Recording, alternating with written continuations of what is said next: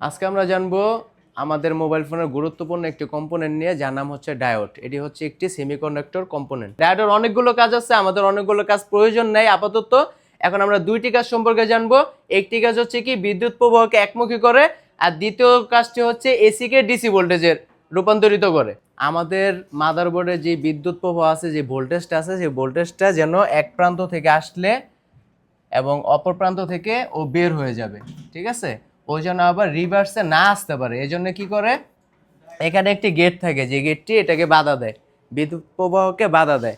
আমাদের ডায়োডের যে প্রান্ত থেকে বিদ্যুৎ প্রবাহ যাবে, ইন হবে ভোল্টেজ, সেটা হচ্ছে পজিটিভ সেট, অ্যানোড সেট। আমরা এটাকে পজিটিভ সেট বলি বা অ্যানোড সেট বলি। এবং যে প্রান্ত থেকে আমাদের ভোল্টেজটা বের হবে, সেই প্রান্তটাকে আমরা ক্যাথোড সেট বলি, ক্যাথোড সাইড। এখান থেকে কি হয়, এখান থেকে বিদ্যুৎ প্রবাহ বের হতে পারবে কিন্তু আসতে পারবে না। যেরকম ওয়ান ওয়ে রাস্তাগুলো আছে না, গাড়িগুলো যায় কিন্তু গাড়ি আসতে পারবে না, এরকম রুলস থাকে।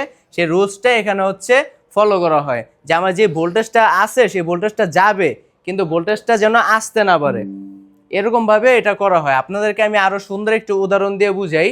সেটি হচ্ছে এই যে দেখেন, আমরা যে চার্জারের মাধ্যমে চার্জ করি আমাদের ফোন, সেই চার্জারটা আমরা কোন কারেন্টে লাগাই? এসি ভোল্টেজে। আমরা এসি ভোল্টেজে আমাদের চার্জারটি লাগাই। লাগানোর পর সেটা দিয়ে ডিসি ভোল্টেজ আউটপুট হয়। আউটপুট হয়ে আমাদের কোথায় যায়? আমরা ফোন চার্জ করি। ফোন চার্জ করি। এখন হচ্ছে আমাদের চার্জার থেকে ফোনের মধ্যে ভোল্টেজ যাচ্ছে, মাঝপথে আমার যদি এখন চার্জারের এসি কারেন্ট ডিসকানেক্ট হয়ে যায়, তখন আগে কি হতো, আমার ফোন থেকে যে চার্জটা আসে ব্যাটারিতে, সেই চার্জটা আবার আমার চার্জারে আসতো এবং এখানে যে এলইডি একটি লাইট থাকতো, সেই লাইটটি কি হতো, জ্বলে থাকতো। আমি যদি চার্জার খুলি, খোলার পরে আমার যদি ফোন ব্যাটারি কিছু কানেক্টেড থাকে, সেক্ষেত্রে আমার চার্জারের ভিতর আবার সেই ভোল্টেজটা কিন্তু রিভার্স আসতো না। এখন এই সমস্যাটা সমাধান করার জন্য মাঝখানে যদি আমি একটি ডায়োড ব্যবহার করি, তখন কি হবে, আমার ভোল্টেজ এখান থেকে শুধু যাবে।